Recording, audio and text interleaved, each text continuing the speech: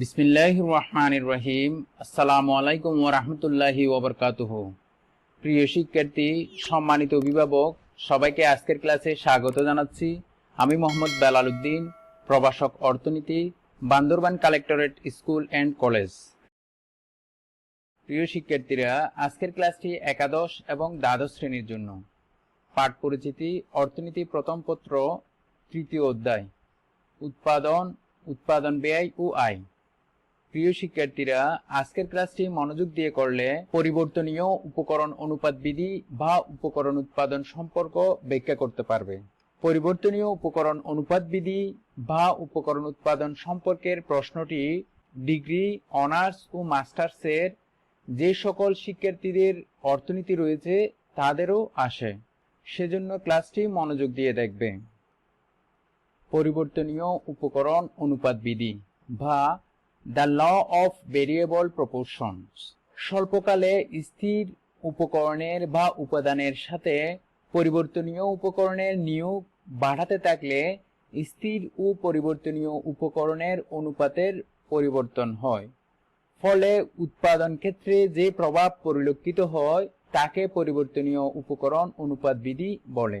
অর্থাৎ উৎপাদন ক্ষেত্রে স্থির ও পরিবর্তনীয় উপকরণ বিবেচনা করা হয়। এই অবস্থায় যদি পরিবর্তনীয় উপকরণ নিয়োগ বাড়াতে থাকে তাহলে স্থির ও পরিবর্তনীয় উপকরণের অনুপাতের পরিবর্তন হবে। আর স্থির ও পরিবর্তনীয় উপকরণের অনুপাতের পরিবর্তনের ফলে উৎপাদন ক্ষেত্রে যে পরিবর্তন বা প্রভাব পরিলক্ষিত হবে সেটাকে বলা হয় পরিবর্তনীয় উপকরণ অনুপাত বিধি। পরিবর্তনশীল উপকরণ বা উপাদান অনুপাত বিধিটি ক্রমহ্রাসমান প্রান্তিক উৎপাদন বিধিরই আধুনিক সংস্করণ। এই বিধিতে উৎপাদনের অন্যান্য উপকরণ স্থির রেখে একটিমাত্র উপকরণের পরিবর্তন সাপেক্ষে উপকরণ অনুপাতের ভিন্নতার ভিত্তিতে উৎপাদনের পরিবর্তন পর্যালোচনা করা হয়। বিষয়টি আমরা একটি উদাহরণের মাধ্যমে দেখি। মনে করি কেভার হলো ভূমি যা স্থির উপকরণ, অন্যদিকে এল হলো শ্রম যা পরিবর্তনীয় বা পরিবর্তনশীল উপকরণ। প্রাথমিক অনুপাত কেভার বাই এল থেকে বৃদ্ধি পেয়ে কেভার বাই 2L, কেভার বাই 3L, কেভার বাই 4L তে অনুপাত পরিবর্তন হতে থাকে। ফলে উৎপাদনেরও পরিবর্তন হয়, তাকে পরিবর্তনীয় উপকরণ অনুপাত বিধি বলে। অর্থাৎ এখানে স্থির ও পরিবর্তনীয় উপকরণ বিবেচনা করা হয়েছে। এই ক্ষেত্রে যদি স্থির উপকরণ স্থির রেখে পরিবর্তনীয় উপকরণ বৃদ্ধি করা হয়, যেমন দেখো প্রথমে ছিল L, তারপর 2L, তারপর 3L, তারপর 4L, কিন্তু স্থির উপকরণ কেভার সবসময় স্থির ধরা হয়েছে। তাহলে স্থির ও পরিবর্তনীয় উপকরণের অনুপাতের মধ্যে কি হবে? পরিবর্তন হবে। আর এই স্থির ও পরিবর্তনীয় উপকরণের অনুপাতের পরিবর্তনের ফলে উৎপাদনের যে পরিবর্তন হবে তাকে পরিবর্তনীয় উপকরণ অনুপাত বিধি বলে। অন্যান্য অবস্থা অপরিবর্তিত থাকলে স্থির ও পরিবর্তনীয় উপকরণ অনুপাতের পরিবর্তনের ফলে উৎপাদন ক্ষেত্রে তিনটি পর্যায় সৃষ্টি হয়। অর্থাৎ পরিবর্তনীয় উপকরণ অনুপাত বিধিতে অন্যান্য অবস্থা অপরিবর্তিত থাকলে স্থির ও পরিবর্তনীয় উপকরণ অনুপাতের পরিবর্তনের ফলে উৎপাদন ক্ষেত্রে তিনটি স্টেজ বা পর্যায় সৃষ্টি হবে। প্রথম পর্যায় বা ফার্স্ট স্টেজ, পরিবর্তনীয় উপকরণ নিয়োগের প্রথম দিকে মোট উৎপাদন ক্রমবর্ধমান হারে বাড়ে, তখন গড় ও প্রান্তিক উৎপাদনও বাড়ে। তবে গড় উৎপাদনের চেয়ে প্রান্তিক উৎপাদন অধিক হারে বাড়ে। এখানে ক্রমবর্ধমান মানে হচ্ছে উৎপাদন ক্ষেত্রে উপকরণ যে হারে বাড়ানো হয় উৎপাদন যদি তার তুলনায় বেশি হারে বৃদ্ধি পায় তাকে বলা হয় ক্রমবর্ধমান উৎপাদন। প্রথম পর্যায়ে যখন পরিবর্তনীয় উপকরণের নিয়োগ বৃদ্ধি করা হয় তখন মোট উৎপাদন ক্রমবর্ধমান হারে বাড়ে, অর্থাৎ উপকরণ যে হারে বৃদ্ধি করা হয় উৎপাদন তার তুলনায় বেশি হারে বৃদ্ধি পায়। ওই অবস্থায় গড় ও প্রান্তিক উৎপাদনও বাড়ে, তবে গড় উৎপাদনের চেয়ে প্রান্তিক উৎপাদন বেশি হারে বাড়ে। দ্বিতীয় পর্যায় বা সেকেন্ড স্টেজ, পরিবর্তনীয় উপকরণের নিয়োগ বাড়তে থাকলে মোট উৎপাদন ক্রমহ্রাসমান হারে বাড়ে, তখন গড় ও প্রান্তিক উৎপাদন কমতে থাকে। তবে গড় উৎপাদনের চেয়ে প্রান্তিক উৎপাদন অধিক হারে কমে। উপকরণ নিয়োগের যে পর্যায়ে মোট উৎপাদন সর্বোচ্চ হয় তখন প্রান্তিক উৎপাদন শূন্য হয়। অর্থাৎ দেখো, প্রথম পর্যায়ের পর যখন পরিবর্তনীয় উপকরণের নিয়োগ বৃদ্ধি করা হয় তখন পরিবর্তনীয় উপকরণের নিয়োগ যে হারে বৃদ্ধি করা হয় উৎপাদন তার তুলনায় কম হারে বৃদ্ধি পায়, অর্থাৎ উৎপাদন ক্রমহ্রাসমান হারে বাড়ে। এই অবস্থায় গড় ও প্রান্তিক উৎপাদন উভয় হ্রাস পায়, তবে গড় উৎপাদনের তুলনায় প্রান্তিক উৎপাদন বেশি হারে হ্রাস পায়। উপকরণ নিয়োগের যে পর্যায়ে মোট উৎপাদন সর্বোচ্চ হবে তখন প্রান্তিক উৎপাদন কি হবে? শূন্য হবে। তৃতীয় পর্যায় বা থার্ড স্টেজ, মোট উৎপাদন সর্বোচ্চ স্তরে পৌঁছানোর পর পরিবর্তনীয় উপকরণের নিয়োগ বাড়ালে মোট উৎপাদন হ্রাস পায়, তখন গড় উৎপাদন ধনাত্মক থাকলেও প্রান্তিক উৎপাদন ঋণাত্মক হয়। অর্থাৎ দ্বিতীয় পর্যায়ের পর যখন পরিবর্তনীয় উপকরণের নিয়োগ বৃদ্ধি করা হয় তখন মোট উৎপাদন হ্রাস পায়, আর যখন মোট উৎপাদন হ্রাস পায় তখন গড় উৎপাদন ধনাত্মক থাকলেও প্রান্তিক উৎপাদন ঋণাত্মক হয়। প্রিয় শিক্ষার্থীরা, পরিবর্তনীয় উপকরণ অনুপাত বিধির কিছু অনুমিত শর্ত রয়েছে। এখন আমরা অনুমিত শর্তগুলো দেখব। একটি উপকরণ পরিবর্তনশীল ও অন্যান্য উপকরণ স্থির, অর্থাৎ পরিবর্তনীয় উপকরণ অনুপাত বিধিতে যে সকল উপকরণ বিবেচনা করা হবে সেখানে একটিমাত্র উপকরণ পরিবর্তনশীল বিবেচনা করা হবে এবং অন্যান্য উপকরণকে স্থির বিবেচনা করা হবে। যেমন আমরা এখানে শ্রমকে পরিবর্তনশীল উপকরণ হিসেবে বিবেচনা করব। পরিবর্তনশীল উপকরণ সমজাতীয়, অর্থাৎ যে উপকরণটি পরিবর্তনশীল ধরা হবে সে উপকরণটি সমজাতীয় হবে। যেমন আমরা যদি শ্রমকে পরিবর্তনশীল উপকরণ ধরি তাহলে শ্রম হবে সমজাতীয়, অর্থাৎ যে সকল শ্রমিক নিয়োগ করা হবে সে সকল শ্রমিকের কাজ করার দক্ষতা সবার একই থাকবে। দক্ষতার মধ্যে একজন শ্রমিক থেকে অন্যজন শ্রমিকের মধ্যে কোনো পার্থক্য বা ভিন্নতা পরিলক্ষিত হবে না। উৎপাদন কৌশল বা কারিগরি অবস্থা অপরিবর্তিত থাকবে। উৎপাদন ক্ষেত্রে উৎপাদন কৌশল বা কারিগরি অবস্থা স্থির থাকবে, কোনো ধরনের পরিবর্তন করা হবে না।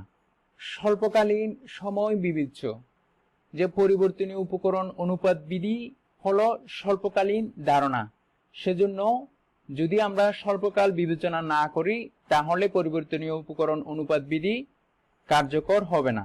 উপরিউক্ত অনুমিত শর্তের আলোকে পরিবর্তনীয় উপকরণ অনুপাত বিধির একটি কাল্পনিক তালিকা থেকে মোট, গড় ও প্রান্তিক উৎপাদন রেখা অঙ্কন করে নিম্নে পরিবর্তনীয় উপকরণ অনুপাত বিধি ব্যাখ্যা করা হলো।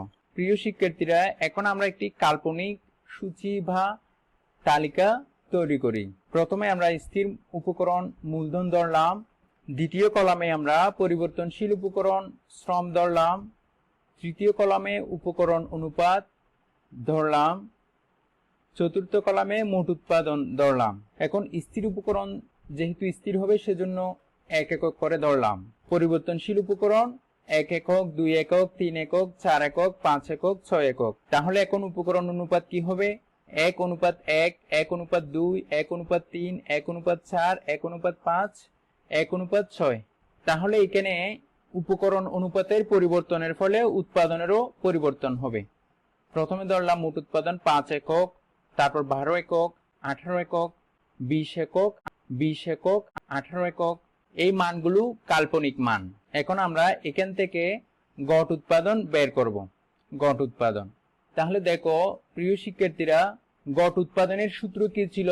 মোট উৎপাদনকে যদি আমরা পরিবর্তনশীল উপকরণ দ্বারা ভাগ করি তাহলে গড় উৎপাদন পাবো। তাহলে দেখো মোট উৎপাদন 5 কে যদি আমরা পরিবর্তনশীল উপকরণ 1 দ্বারা ভাগ করি তাহলে কত পাবো? 5 একক। একইভাবে যদি আমরা মোট উৎপাদন 12 কে পরিবর্তনশীল উপকরণ 2 দ্বারা ভাগ করি তাহলে 6 পাবো।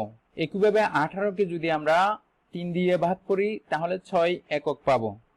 20 কে যদি 4 দিয়ে ভাগ করি তাহলে গড় উৎপাদন পাবো 5 একক। একইভাবে যদি 20 কে 5 দিয়ে ভাগ করি তাহলে গড় উৎপাদন পাবো 4 একক। আবার যদি আমরা মোট উৎপাদন 18 একককে পরিবর্তনশীল উপকরণ 6 দ্বারা ভাগ দিই তাহলে 3 একক পাবো। এখন আমরা প্রান্তিক উৎপাদন নির্ণয় করব। অতিরিক্ত 1 একক উপকরণ নিয়োগের ফলে মোট উৎপাদনের সাথে যে অতিরিক্ত উৎপাদন যুক্ত হয় সেটাকে বলা হয় প্রান্তিক উৎপাদন। তাহলে প্রথম এককের প্রান্তিক উৎপাদন কত হবে? 5 একক। দ্বিতীয় এককের প্রান্তিক উৎপাদন হবে, দ্বিতীয় এককের মোট উৎপাদন থেকে যদি তুমি প্রথম এককের মোট উৎপাদন বিয়োগ করো, তাহলে দ্বিতীয় এককের প্রান্তিক উৎপাদন পাবে। অর্থাৎ 12 থেকে 5 বিয়োগ করলে কত হয়? 7 একক। একইভাবে তৃতীয় এককের মোট উৎপাদন থেকে যদি দ্বিতীয় এককের মোট উৎপাদন বিয়োগ করো, তাহলে দ্বিতীয় এককের প্রান্তিক উৎপাদন পাবে। অর্থাৎ 18 থেকে 12 বিয়োগ করলে কত হবে? 6 একক। একইভাবে চতুর্থ এককের প্রান্তিক উৎপাদন বের করার জন্য চতুর্থ এককের মোট উৎপাদন থেকে তৃতীয় এককের মোট উৎপাদন বিয়োগ করলে চতুর্থ এককের প্রান্তিক উৎপাদন বের হবে। অর্থাৎ 20 থেকে 18 বিয়োগ করলে কত হবে? 2 একক। একইভাবে 20 থেকে 20 বিয়োগ করলে কত? 0 একক। আবার 18 থেকে যদি 20 বিয়োগ করি কত? বিয়োগ 2 একক। এইভাবে আমরা মোট উৎপাদন থেকে গড় ও প্রান্তিক উৎপাদন বের করব। এখন আমরা পর্যায় নির্ণয় করব। তাহলে দেখো প্রিয় শিক্ষার্থীরা, পরিবর্তনীয় উপকরণ প্রথম দিকে যখন নিয়োগ করা হয় তখন মোট উৎপাদন বৃদ্ধি পায় ক্রমবর্ধমান হারে, অন্যদিকে গড় ও প্রান্তিক উৎপাদন উভয় বৃদ্ধি পায়। তবে গড় উৎপাদনের তুলনায় প্রান্তিক উৎপাদন অধিক হারে বৃদ্ধি পায়। যেমন দেখো, গড় উৎপাদন বৃদ্ধি পেয়েছে 5 থেকে 6, অন্যদিকে প্রান্তিক উৎপাদন বৃদ্ধি পেয়েছে 5 থেকে 7। তার মানে গড় উৎপাদন থেকে প্রান্তিক উৎপাদন অধিক হারে বৃদ্ধি পেয়েছে। পরিবর্তনীয় উপকরণ নিয়োগের যে অবস্থায় গড় উৎপাদন ও প্রান্তিক উৎপাদন সমান হবে, সেই অবস্থা থেকে দ্বিতীয় পর্যায় শুরু হবে। এবং পরিবর্তনীয় উপকরণ নিয়োগের যে অবস্থায় মোট উৎপাদন সর্বোচ্চ হবে এবং প্রান্তিক উৎপাদন শূন্য হবে, সে অবস্থায় দ্বিতীয় পর্যায় শেষ হবে। তাহলে দেখো, দ্বিতীয় পর্যায়ে যখন পরিবর্তনীয় উপকরণের নিয়োগ বৃদ্ধি করা হয় তখন মোট উৎপাদন বৃদ্ধি পায় ক্রমহ্রাসমান হারে এবং পঞ্চম এককে মোট উৎপাদন সর্বোচ্চ হয়, প্রান্তিক উৎপাদন শূন্য হয়। তার মানে এটাই হচ্ছে দ্বিতীয় পর্যায়ের শেষ অংশ। পরিবর্তনশীল উপকরণ নিয়োগের যে অবস্থায় মোট উৎপাদন সর্বোচ্চ হয় এবং প্রান্তিক উৎপাদন শূন্য হয়, সে অবস্থার পর যদি পরিবর্তনশীল উপকরণের নিয়োগ বৃদ্ধি করা হয় তাহলে মোট উৎপাদন হ্রাস পাবে এবং প্রান্তিক উৎপাদন ঋণাত্মক হবে, যদিও বা গড় উৎপাদন ধনাত্মক থাকবে। আর পরিবর্তনশীল উপকরণ নিয়োগের যে পর্যায়ে মোট উৎপাদন হ্রাস পাবে, প্রান্তিক উৎপাদন ঋণাত্মক হলেও গড় উৎপাদন ধনাত্মক থাকবে, সে অবস্থাকে বলা হয় তৃতীয় পর্যায় বা থার্ড স্টেজ। প্রিয় শিক্ষার্থীরা, এই সূচি থেকে আমরা এখন মোট উৎপাদন রেখা, গড় উৎপাদন রেখা ও প্রান্তিক উৎপাদন রেখা অঙ্কন করব। আমাদের মোট উৎপাদন রেখা, গড় উৎপাদন রেখা এবং প্রান্তিক উৎপাদন রেখা অঙ্কন করার জন্য এখান থেকে প্রয়োজন হবে পরিবর্তনশীল উপকরণ, মোট উৎপাদন, গড় উৎপাদন, প্রান্তিক উৎপাদন। যে কলামগুলো আমাদের প্রয়োজন নেই সেগুলো স্লাইড থেকে সরিয়ে নিলাম। ভূমি অক্ষে পরিবর্তনশীল উপকরণ শ্রম বিবেচনা করা হয়েছে এবং লম্ব অক্ষে মোট উৎপাদন, গড় উৎপাদন ও প্রান্তিক উৎপাদন বিবেচনা করা হয়েছে। সূচিতে দেখো, যখন উপকরণের নিয়োগ 1 একক হয় তখন মোট উৎপাদন হয় 5 একক, যার সংমিশ্রণ বিন্দু এ দ্বারা দেখানো হয়েছে। উপকরণের নিয়োগ 2 একক হলে মোট উৎপাদন হয় 12 একক, যার সংমিশ্রণ বিন্দু বি দ্বারা নির্দেশ করা হয়েছে। উপকরণের নিয়োগ 3 একক হলে মোট উৎপাদন হয় 18 একক, যার সংমিশ্রণ বিন্দু সি দ্বারা নির্দেশ করা হয়েছে। উপকরণের নিয়োগ 4 একক হলে মোট উৎপাদন হয় 20 একক, যার সংমিশ্রণ বিন্দু ডি দ্বারা নির্দেশ করা হয়েছে। উপকরণের নিয়োগ 5 একক হলে মোট উৎপাদন হয় 20 একক, যার সংমিশ্রণ বিন্দু ই দ্বারা নির্দেশ করা হয়েছে। উপকরণের নিয়োগ 6 একক হলে মোট উৎপাদন হয় 18 একক, যার সংমিশ্রণ বিন্দু এফ দ্বারা নির্দেশ করা হয়েছে। প্রিয় শিক্ষার্থীরা, এখন যদি আমরা উপকরণের নিয়োগ ও মোট উৎপাদনের সংমিশ্রণ বিন্দু এ, বি, সি, ডি, ই ও এফ যোগ করি, তাহলে আমরা মোট উৎপাদন রেখা টিপি পাবো, টোটাল প্রোডাকশন কার্ভ। একইভাবে আমরা গড় উৎপাদন রেখা অঙ্কন করার জন্য অগ্রসর হই। যখন উপকরণের নিয়োগ 1 একক হয় তখন গড় উৎপাদন হয় 5 একক, যা চিত্রের পূর্বের এ বিন্দু দ্বারা দেখানো হয়েছে।